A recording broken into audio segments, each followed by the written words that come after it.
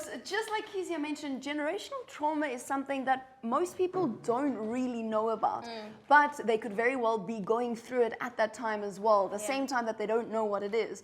Something that is usually passed down the family line, creating a cycle of issues within the family dynamic and sometimes as an individual as well. Here to give us more insight is Special Wellness Councillor Aneeqa Abrams and Social Engagement Facilitator Haneem Smith. Guys, welcome to the show. Hi, it's really great to be here. Thank you so much. I think we're going to learn a lot. Yes, You can see it already. We hope so.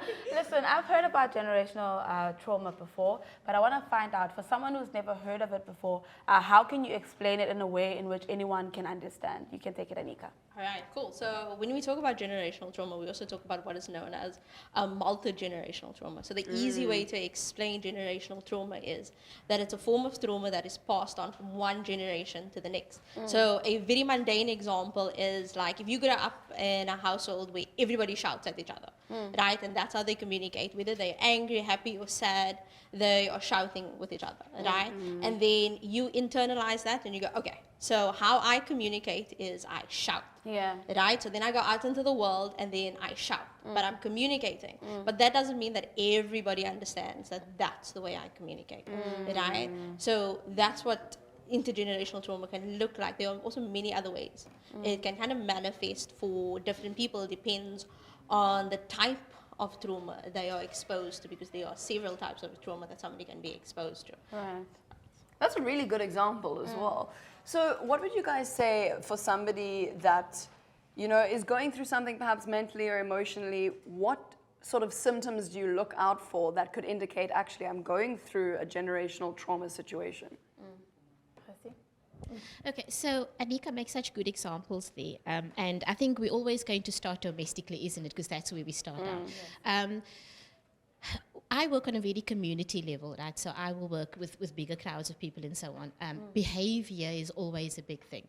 And like Aneeqa says, like when you're communicating, and the way that you're communicating is shouting, so that's what I've been taught, right? And so that's how I communicate, and this is where we get discord and conflict and so on.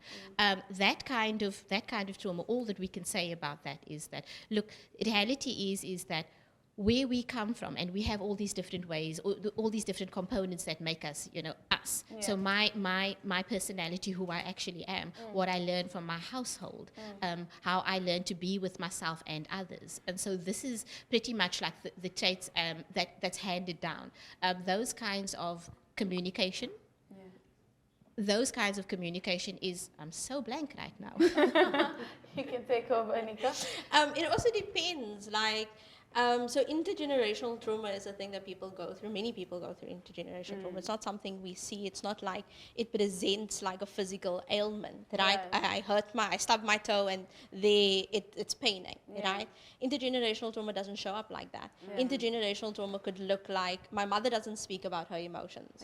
So that I internalize. Okay, so it's unsafe for me to speak about my emotions. So I don't speak about my emotions. So when I get into a relationship, I am emotionally cut off. Whichever a relationship it may be, because when I was younger, nobody spoke to me about my emotions, or my family never showed me what emotional intelligence looks like. Or if, let's make a simple example, my parents never said I love you on a daily basis, right? So as a kid, you grow up, you think, okay, so nobody loves me. Somebody says I love you, and you go, what are you saying? Weird. Like, that's a bit much. Exactly, like calm down, relax, right? Yeah. But it's genuinely just somebody showing you affection, but because you never grew up with affection, right? And this is because maybe your mom or your dad never grew up in a household that had affection. Maybe their parents didn't have affection, right? But it depends on the context and the time in which those individuals were raised, right? So intergenerational trauma has largely got to do with the context in which people exist. So when we talk intergenerational trauma, we talk lived experiences, right? And so in South Africa, our lived experiences is plagued with so many different forms of trauma that we don't even talk about, that we don't get into, that we don't address. Especially because of the history that this country has been. Exactly. Man. It's so important that you brought up the context of South Africa as well, right? Because I think sort of our generation is now going like, oh, okay, so we're almost 30 years out of apartheid, but that's not that long ago. Yeah. How do we move forward? So speaking of moving forward, what is, it looks like we're going to have to wrap up, unfortunately. Yeah. I Yeah, know, time flies we've been cut off by. so short there. Yeah, but thank you guys so much for talking to us. I think it was a good opening to understanding generational trauma. Right now, though, let's see what the people were saying about generational trauma On the in the streets. streets.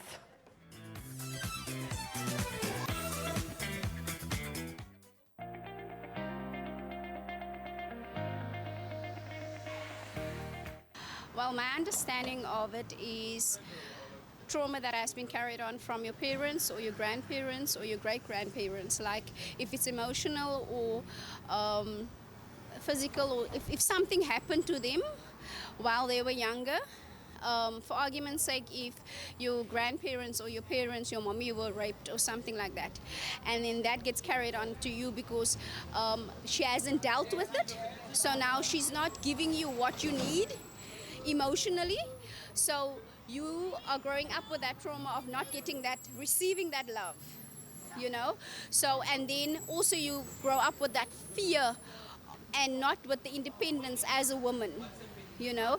So that gets carried on to you, and then eventually you carry it on onto your kids.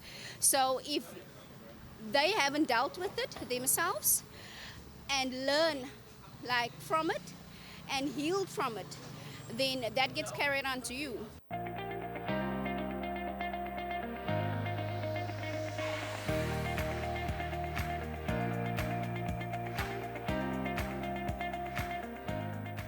My understanding of generational trauma, it's psychological events that happen that's transferred onto the next generation, whether it be domestic violence, gangsterism, alcoholism, that stems from what you've experienced from your parents, their parents, as it trickles down the family tree. So that's my understanding of it.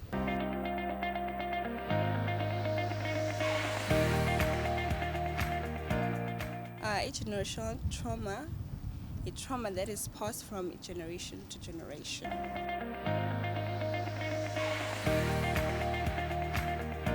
My understanding of generational trauma is trauma that is passed down. So from your mother, things that she experienced, things that she went through, hardships that she went through, and then it gets inflicted onto you by her, and then it will carry on and on and on.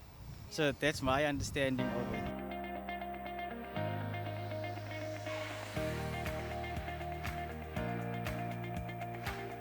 So my understanding of generational trauma is like pain and like things that the previous generation struggled with. It affects the younger generation because if they're carrying like struggle within them, like different things that they've faced that they haven't dealt with, then like the next generation also has to deal with that because that hasn't been resolved before.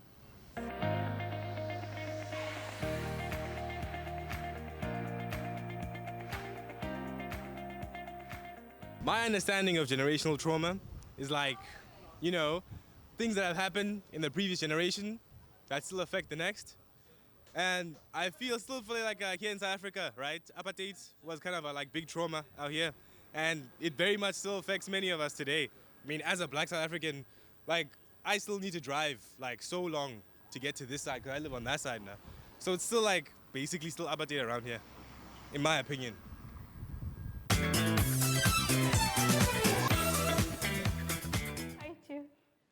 Oh my goodness, man. That was Street Talk with generational trauma. And of course, that was the first half of the conversation, because after the ad break, the conversation does continue in the lounge with Lauren and Lua, man. But we do have a social media question coming through to you, rather, on social media. It is, how do you feel that oh my goodness, tongue twister, intergenerational trauma has affected you and your family? Let us know on social media. It is EKSE Live across all social media platforms. But right now, we're going to take a quick ad break and we'll be back with more after this. Do not go anywhere.